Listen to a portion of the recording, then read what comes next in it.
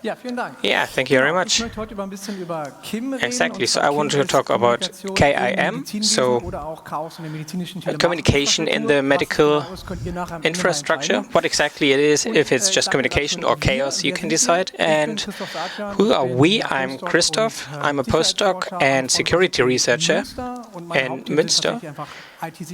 And my topics are security and security in medicine. And I promoted and I worked in this area, and Sebastian is a professor at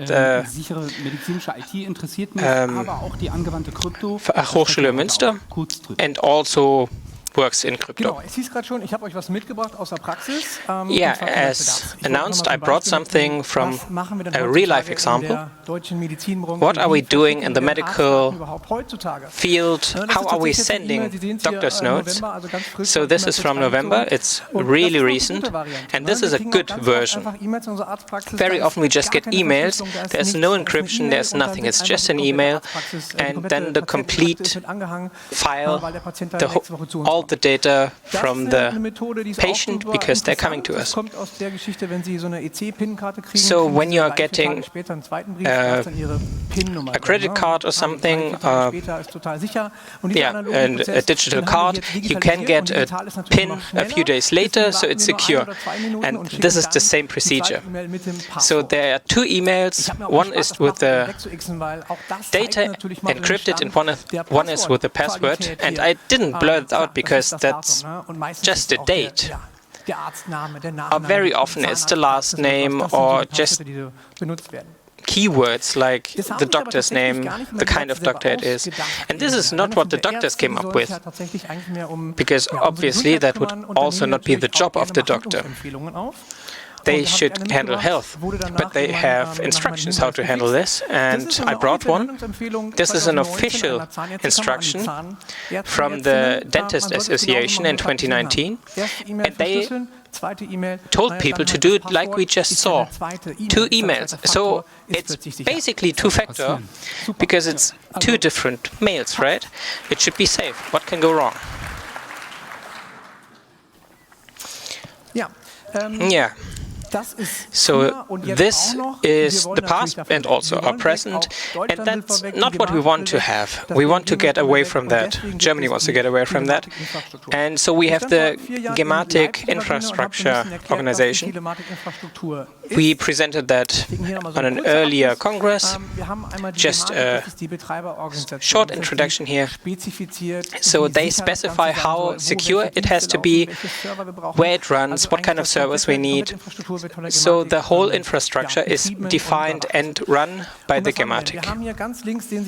And on the left, we have the IT systems, doctors and healers, basically, and that's what it's all about. That's what we do it for. They are then connected to the so-called connector. It's kind of a VPN connection, like a router. And then we have different services. We have a time server. We have all the different services we need. And one of them, as in the title, we want to talk about more closely. And we have a short video about it as well. Ein ganz normaler EKG-Befund. Nur schnell an den Hausarzt. Completely normal ECG note, Moment mal. and we can just send it. But is it really that simple? Well, we have to write it, we have to print it, we have to hand it over. With the KIM, the communication and medical areas, the whole transmission can be done electronically. And we can do it in all the medical fields together. To use KIM, you need a special email address. You need a certified certified Kim provider. Then you use you choose what kind of doctor you are, and you use that, and you're done. Kim encrypts all the data and the emails, and only the correct recipient can open it. They can also answer and ask questions. If data is available electronically, it's easily available to all the doctor's offices.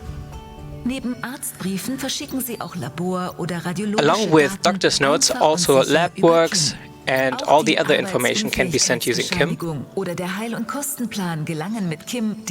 Plans for future medical treatments and other data, all that can be sent. Kim, if it needs to be trusted and also fast. Genau. So viel zur Exactly. Aussage, wie es sein sollte. Tatsächlich So how it should work. And actually, Kim is not too bad. We are using it as well. It's getting more and more distributed. Well, more and more people use it. And technically, it should be just one click and then it should work.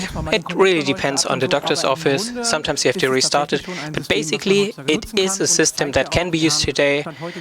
And we have 212 million emails sent using the system, so it is working, but not as well as you might expect or hope.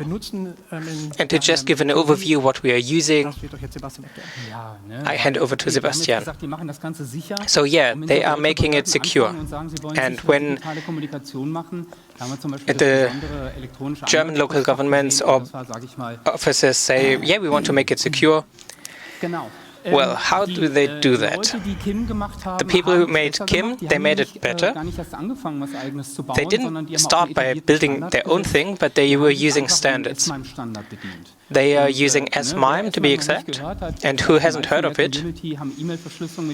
Most people here might have email encryption using PGP. And so it's kind of like a sibling to that. It's a bit more easy. Crypto is similar, and I brought an email where we are using S-MIME a lot, and in Apple it looks like this. So it's signed, it's encrypted, and that's all with the already installed software. Nothing has to be added. So Thunderbird, Outlook, all the normal programs should work with this out of the box. It enables digital signatures, modern encryption. It's in pretty much all the mail clients, and it's rather easy to use. If you want to try it out, there is one thing you have to do that's a bit difficult. You need to buy an X509 certificate. There are clients without end. You could create your own certificate, but then there is this annoying warning, and with S-MIME, you, just like other certificates that are self-created, there are annoying warnings, and per year it's like $15. And this is the certificate I have in Münster. So for the telematic infrastructure, there are a few CAs, so certificate authorities. So the link is in the PDF that will be online later. And those CAs are certified for Kim. And I have to add, those are not the normal CAs where you would normally get a certificate. But this infrastructure for Kim, it's its own thing. And they are not necessarily the same as other CAs. But that's not too bad. So what is the cryptographic message syntax? That's pretty much the standard that emails are sent nowadays and can be encrypted nowadays. So this is the same mail that I showed earlier, just the source code. Here are the email headers in the beginning, and down here that's the ciphertext, so the encrypted text. And the signature is in there as well. First, it uses sign, then encrypt, and that will be important later. So if you have a message that can be encrypted and signed, it's first signed, and then the signature and the text is then encrypted.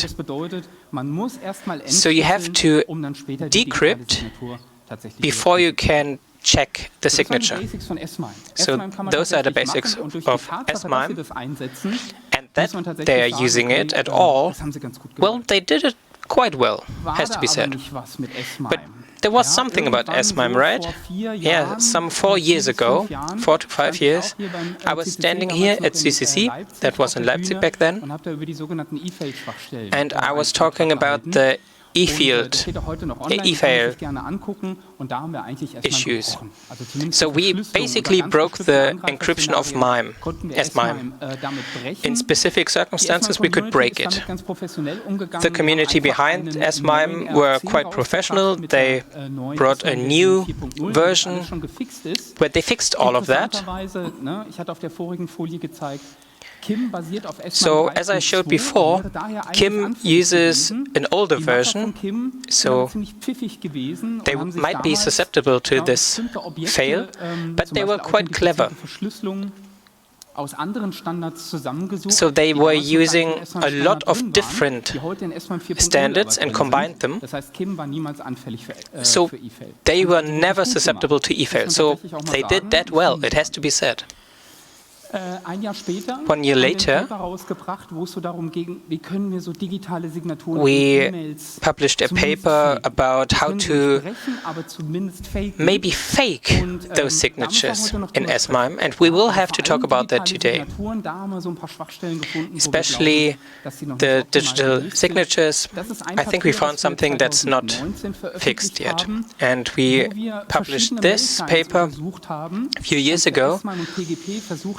And there we tried to construct an email that looks to the receiving party as if it was signed, even though it isn't. And this is one of the examples we have in our paper. And it's completely fake.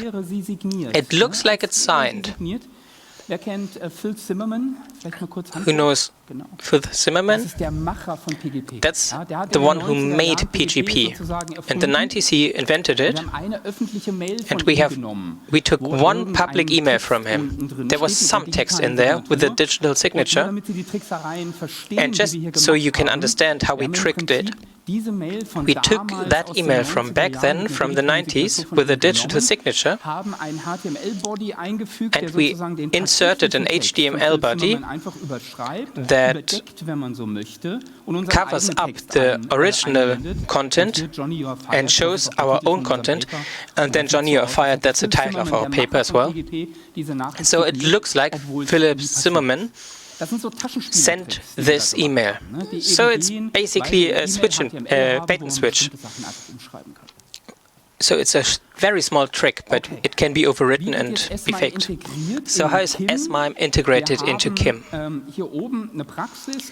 We have a doctor's office, and we have 2 doctor's offices here, one upper and one lower, and the upper one wants to send a message to the lower one. So we have a sender, recipient, then their registration number, subject message, and so on. And the client, that can be an Apple Mail, Thunderbird, Outlook, whatever. Something that writes SMTP. And that sends it to the client module. And that's a piece of software that's installed on a small server inside the doctor's office. It doesn't do much. It takes this message and puts a wrapper around it and puts it into an email structure. From here it gets interesting.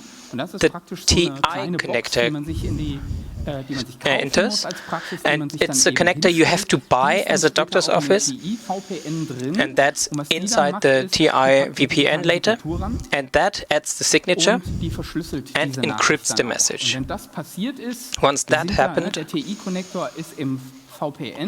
So, as we said, the TI connector is part of the VPN, and that's then sent via SMTP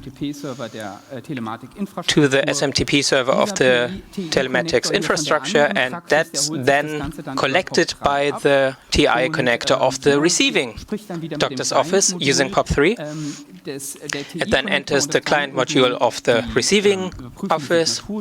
They check the signature, decrypt it obviously, and if everything went well, they have the clear text message. So it's not end-to-end per se, it's not really encrypted by the sender, but the TI connector does the encryption. It's not too bad, we want to complain too much. Sie sehen es, wir fangen jetzt direkt hardcore in die Probleme hier mit rein. You see, we're going straight at the core of the matter. This is the T-Systems client module that we looked at when we did the initial analysis. We had about 2 years to look into it since the last CCC, and we got access to the client module at a dentist's office that we know, and this client module gets the email in clear text. So the system that they use in the doctor's office to administrate the patients sends it clear text to that client module, and the client module then takes care of the encryption. And this works via SOAP requests, and we looked at the logs for the client module, and you see this is base 64 text, which represents the clear text of the email. So it sees it plainly, and the same on the other side. So on the receiving end, it's received by the connector, then deciphered, and then you have plain text that is sent to their server or to their client. So there is also something like managed KIM. That means they have logs in the data center where this is running, and it poses a problem if you think about data privacy issues. For example, when there's, for example, a requirement to delete anything after 10 years in Germany if you have sensitive client data, and it's basically out of your hand if it's in the cloud, if the provider, this managed service is in the cloud and you don't have the logs anymore. So clearly that shouldn't happen, and we believe sensitive data shouldn't be part of these log files, but in this T-Systems client module this happened obviously. So just one small note, how does this module, how was that developed? And there's an open specification, you can write a client for that, and then you need to have that module certified or verified. And there's a whole list of requirements that you need to fulfill, and then you also need to sign a few declarations that you swear to, and then there are tests that the Gematik, so this organization, has to check for. And one of these requirements is that you have a separate test case of the Gematik, and technically the Gematik should have seen this when they did the tests. So, small hint, you just need to check the press release by them back then, and they say the attacker couldn't use it because it would have to be deciphered by them, and yeah, as you can see, it's base 64. How could you read that? That's clearly impossible. So, as most of you probably know, base 64 is not an encryption.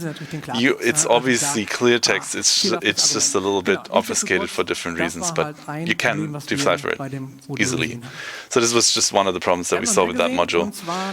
And the other stuff that we saw was there was this log4j issues that a lot of you probably remember. End of 2021 is a library for Java that does logging work. You can use it to write your logs, and this was used by the T-Systems client module, and there was an issue in that library. In short, it means if the attacker is able to push arbitrary, or not arbitrary, but a text of his or her choice to the client then they can have a remote code execution, so it's being run with the permission of the client that processes it.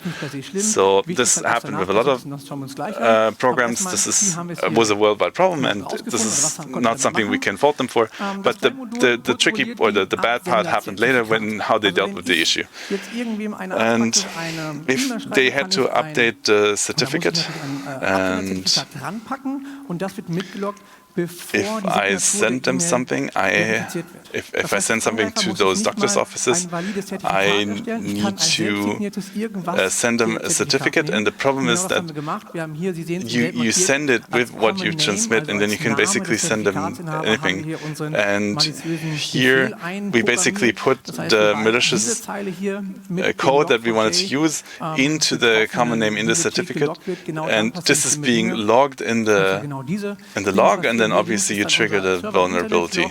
So the server is on the internet on the left, and you can see those 3 bytes that we sent, and this means that our client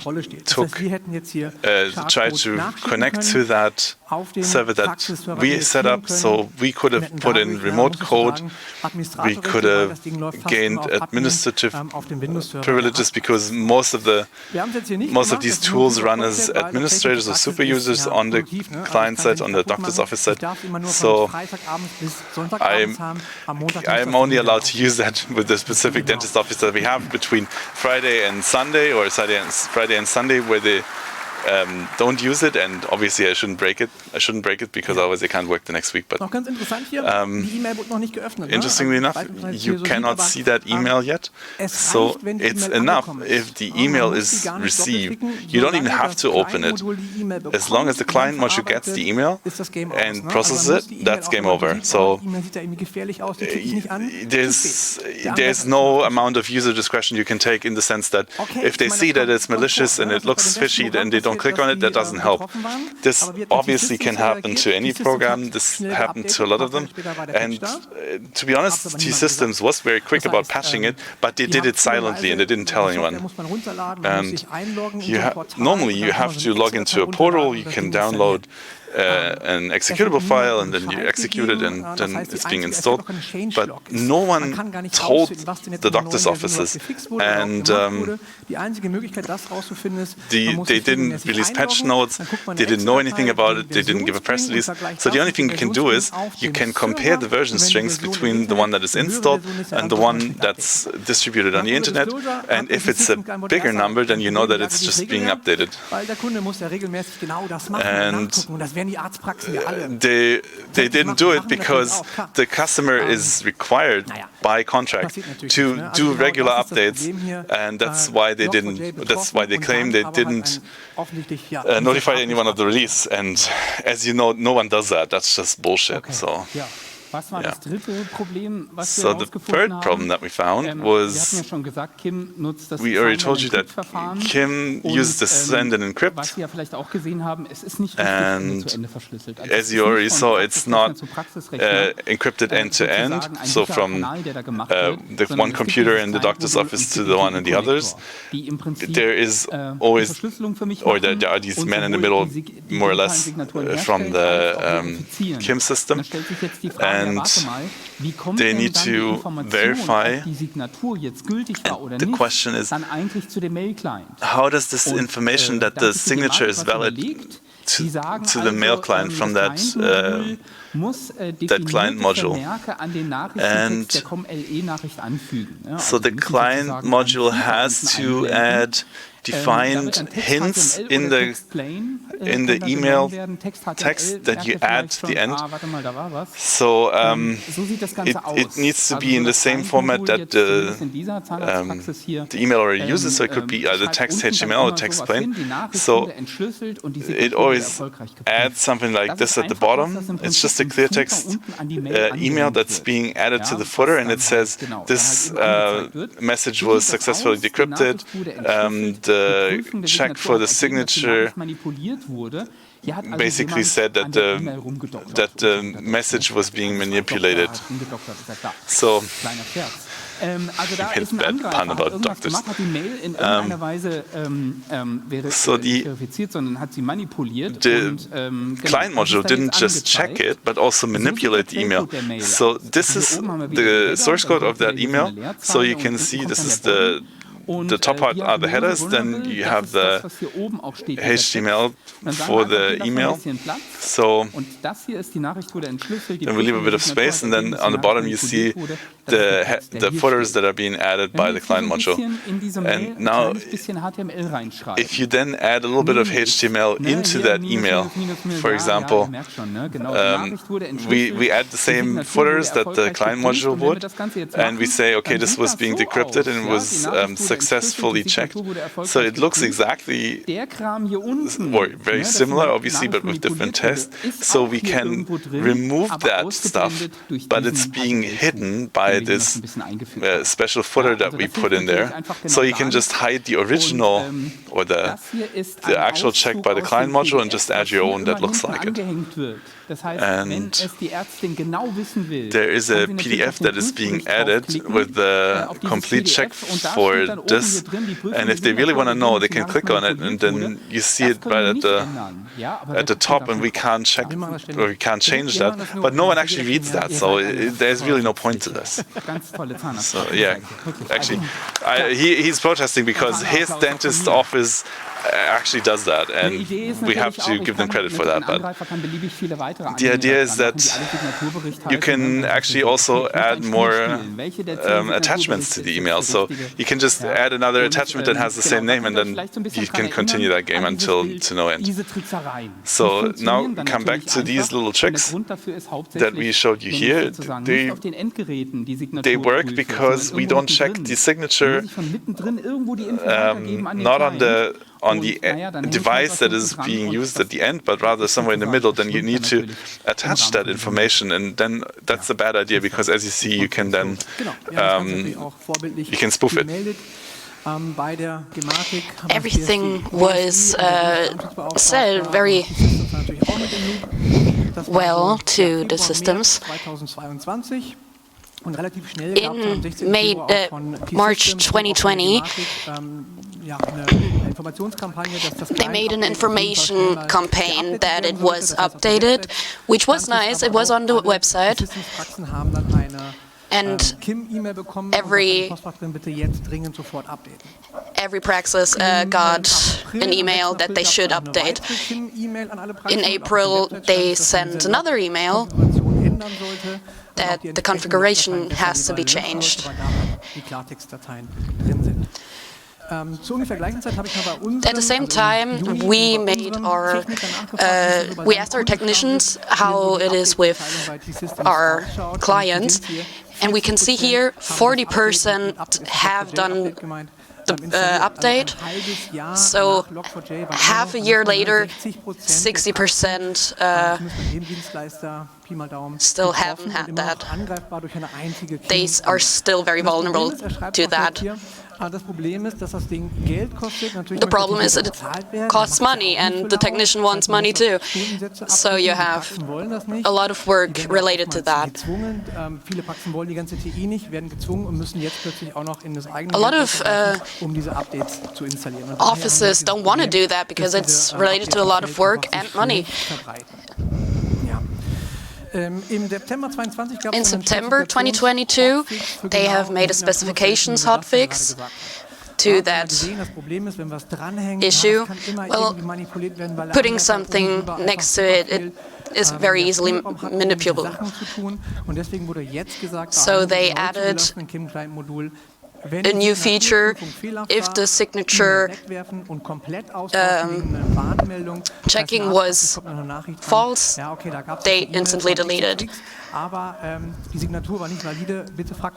So if the signature is not officially valid, they instantly delete it, and you have to look yourself.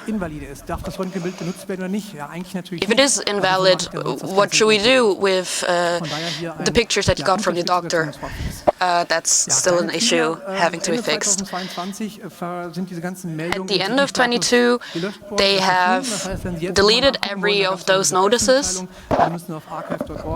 You have to go to archive.org to still look at it, but on the official side, it's not there anymore. That was the client module. Now a few things that we made this year, and we have to go back into the theory. We have added the LLab. The LLab directory is kind of like the address book for the whole thing. You can look for dentist's office or doctor's office in those address books, and that looks on the client for those.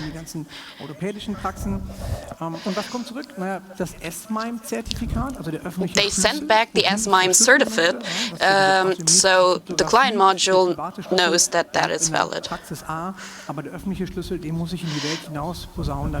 Jeder auch für mich Sachen verschlüsseln kann. Und das kommt genau zurück hier aus diesem Verzeichnisdienst oder auch Adressbuch genannt. Ja, aber wie werden die Schlüssel generiert? But how do we generate those keys? Arztpraxen und auch die Ärzte und Ärztinnen selber, die kommen auf the doctors get like a smart card with those keys. With health insurance providers, they have a lot more emails, so they don't just get a physical key, but they get something else. A lot of doctor's offices have like the digital sick notice is also connected to that. They get a KIM certificate now, and instead of the 3 papers that you used to get. And the insurance provider now just gets the KIM certificate from the sick notice and not the paper version.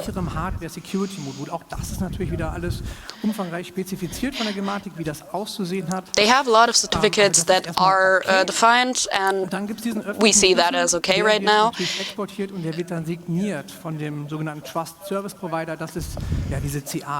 And it will get signed by the service provider.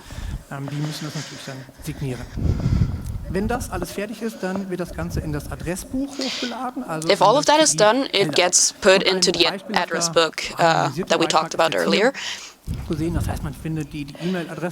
So the email address is in there when it was when the certificate was made, and down there we have the certificate. We have 2.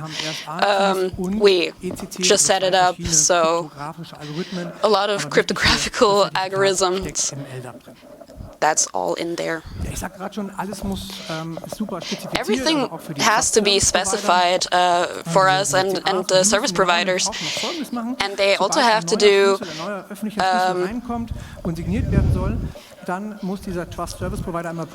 and they have to check every new key that is coming in. Every cryptographic thing has to be checked. And we wanted to see if we find weak keys. And I have very good connections to that LDAP. So I just downloaded a few, and we're going to look at a few of those. We're going to open 2 of those certificates, and they're from insurance providers. You're not seeing them right now? Now you are.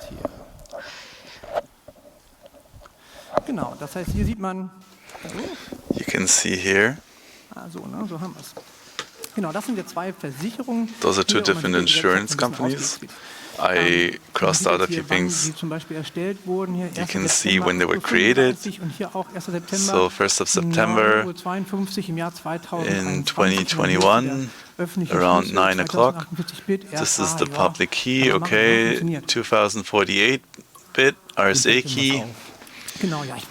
So right, is anybody already picking up something. Did you get the scent?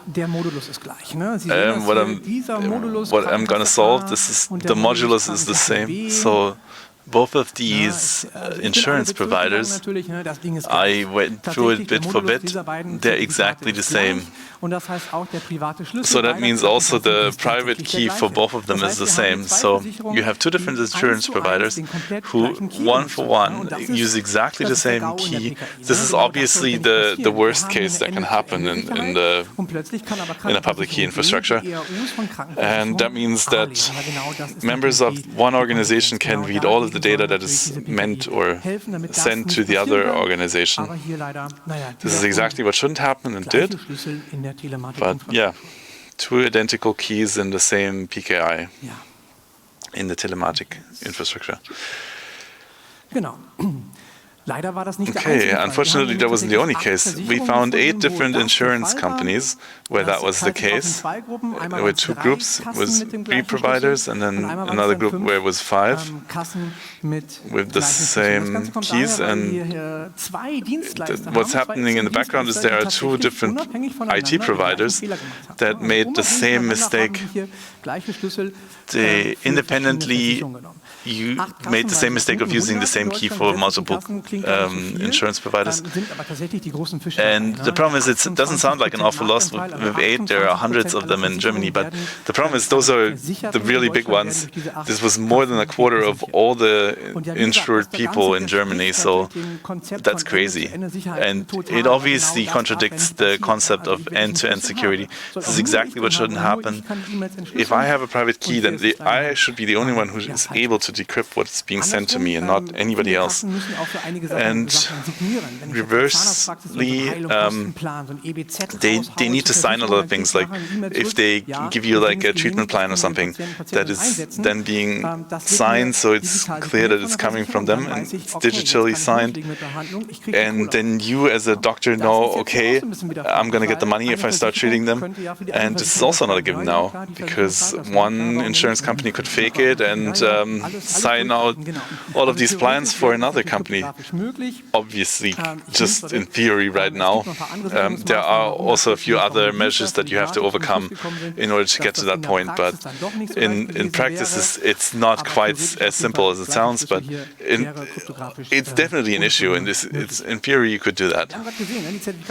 So, and as you saw, they were created in September of 2021. This is not a coincidence, because that's when the EAU was started. That's basically a doctor's note that you can receive and send electronically, and that's when all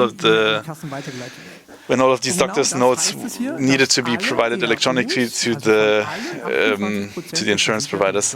And remember, this basically doctor's notes for more than a quarter of the population were affected by this problem. So probably probably hundreds of millions, to be honest.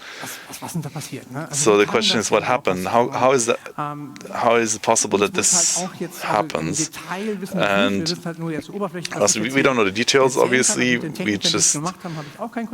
I don't have any contact with the guys who implemented it, but what they did is they had the same HSM instance, and they used it for more than one customer, and so they pressed the button, and one of the buttons is create the key material, and the second one is create a certificate for this key.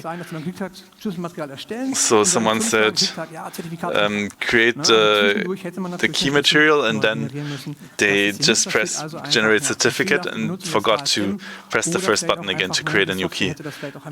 And it's very questionable why they did that, how they don't have any check against this, why this isn't done by software, and so on and so on.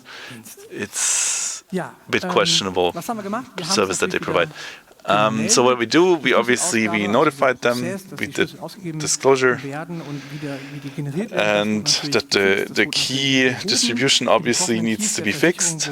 the keys were revoked, they were regenerated, and there was another change to the spec.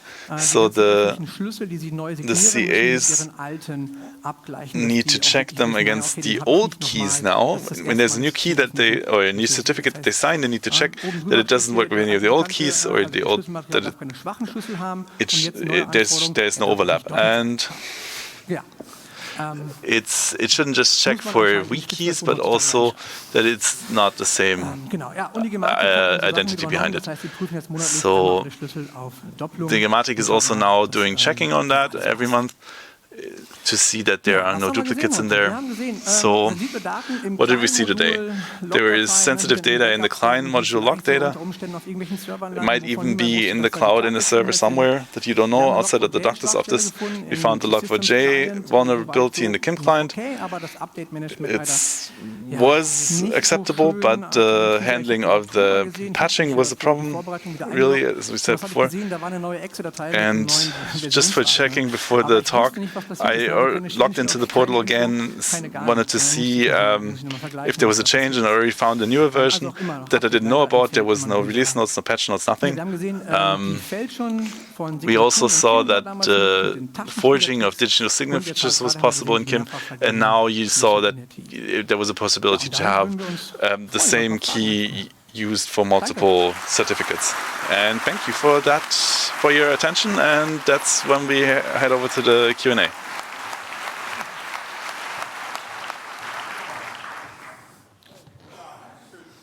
Ja, danke schön. Ja, jetzt geht's. Okay, ja, danke schön. Yeah, thank you.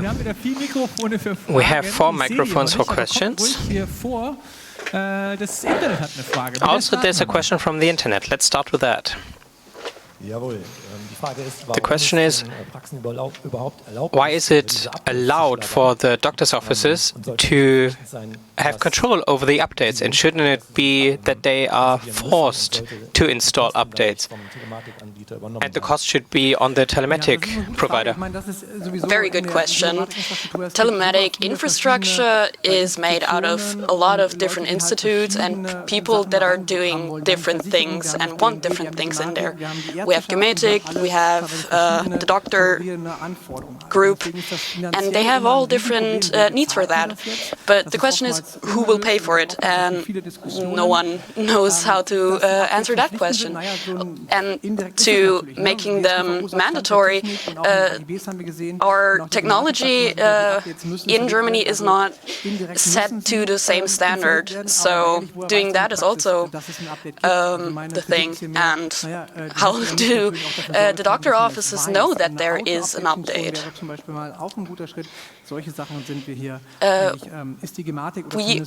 We or the Gematik is going to that. Okay, microphone 4.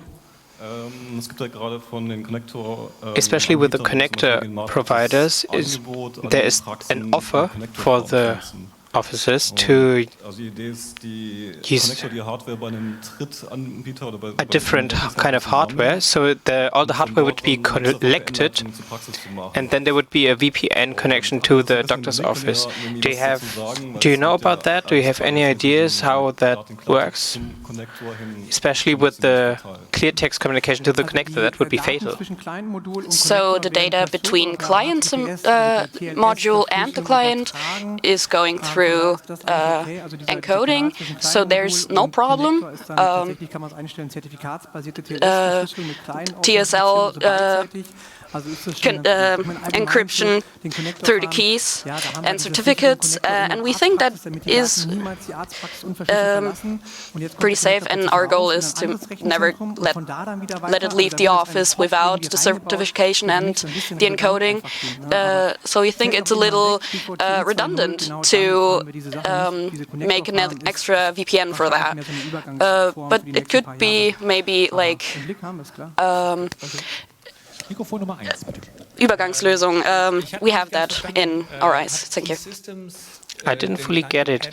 Did T-Systems patch the client because you notified them, or because they noticed that log4j is an issue for them, and you just found a window where it was possible? And secondly, that was T-Systems. There are a lot of other clients. Do you assume, or would you say that log4j is an issue for others, and still is? Or did the Gematik notify others that they should check? And thirdly, do you need data? So do you need more data from other offices? Okay, so I didn't write that. Question one. T-Systems was patched all by themselves. I started in January, and I'm still looking in that every now and then, and it wasn't patched. So I asked myself, why not look? But they patched it themselves, but they didn't make it public that they patched it. Question two, the other clients. Other clients were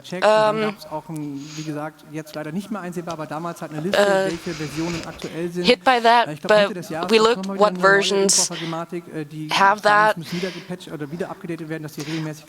and we're still looking that everything has to be updated regularly. Other clients do that more offensively, so checking that they're safe. Question three, donations, yes. Single things, of course, sure. Reconstruction is something we always look for. Vielleicht nochmal dazu, auch was man da misst und so. Ich meine, wir hätten 600.000 Mailadressen von den Praxen und könnten eine Log4Shell-Exploits hinschicken, aber... Okay, other question, what is it that, what kind of data is interesting, because we have lists, and we could check just the T-Systems, it's not many thousand, we could just send it to all the T-Systems customers and just test it, just pen testing, and test it in productive system, but no. Yeah, so, hi. I'm not really sure how it's made with the certificates. Is there a location mechanism, or does Gematik switch that with any... There is the OSSP responder and location list, so it's kind of both, and the LDAP, of course. So there are two mechanisms, and the certificates really are gone now, and that's how you do it. My question is, same region. Thank you for your talk, but how did you look at the PKI? Was it a hard fail, soft fail? Where is it going? What is with the collectors? Is it just kind of switched out, or the certificates have a lifespan of 2 to 5 years? Maybe they're closed. It's cryptographic, very loose. So I see a bit of... So there might be an issue there. First of all, hi Dirk. So we are looking at the PKI at the moment, and let's have a beer. Okay. Oder zwei. Or maybe two. Gerne. Okay, danke. Gut, wir gehen nochmal zum Mikrofon Nummer 2, bitteschön. Ja.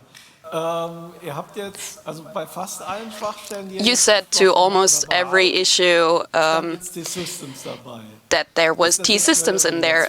Is that a coincidence, or is T-Systems very fraudulent? It's not an accident, but it's also nothing special there. It's just the access that I have. I have access from 8 p.m. on a Friday to Sunday, and then that's T-Systems. But there, and I'm also, we are not allowed to say anything more. Ja, vielleicht habe ich nicht so richtig zugehört. Maybe I didn't listen properly. Thank you, by the way, for the talk. But it did leave a very bad taste on my tongue. The endpoints are still uncrypted, and the information is still on the computers in the offices.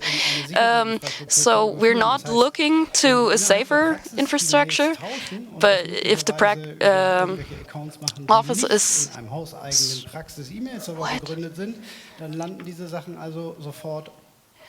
so if they're not encrypted, are they instantly open source? Yeah, so that's within the client module, and it's clear text there. So it's not like when every opening you have to decrypt it, and how it could be in Outlook. At a doctor's office, yes, it is clear text there. But we can argue if that's a good thing or not, but we can compare it to other sensitive data, and that also is in clear text on some server. Of course, whenever it's used and viewed, it has to be in clear text, and then in the doctor's office, it's next to the database with the medical data. Schaut mal, was auf dem Empfangstresen alles liegt, wenn ihr nächstes Mal in der Arztpraxis seid. Just look on every table in a doctor's office and look at that. So. Thank you for your talk. 2 quick questions. Why has CA's been crossed out? I did that. So the CA certificate just went out of date, and that's not a good thing or a bad thing. It's they were a CA, and right now they don't have a valid certificate. So they were, so we mentioned them, but they're not right now, so it's crossed out. It's not important, not good or bad. Second question, so why do we know it's email? Are we just doing that because it has been done like that forever, or no alternative? Well, that's a philosophical question. 5 years ago, I had a talk here that email is horrible, and if you want to secure it. And they pretty much did all they could. They did a lot. Everything that they could secure, they pretty much did. And then, of course, I now have Outlook and Thunderbird, and normal emails arrive there. They didn't need extra software. It's a very foundational critique here, and rightly so, but they decided on this because everyone is able to do it, and it just works. And they did a lot with it. And maybe in addition, email is one thing, but if you didn't see it, who is included? One is missing. So the patient, they are not part of KIM, apparently. But what should come now, TI Messenger, and that works on matrix messenger basis. So the patient is now included soon with matrix. So now we have 2 services. Ich gehe mal noch kurz an den Signal Angel. Wir haben noch eine Frage aus dem Internet. An internet question. They're asking if there's an explanation why communication has been separated with KIM and everything. Why aren't they putting everything into one system? Is that historically made? Well, there certainly are historical reasons. So the TIM, the messenger, it's newer. We didn't look at that.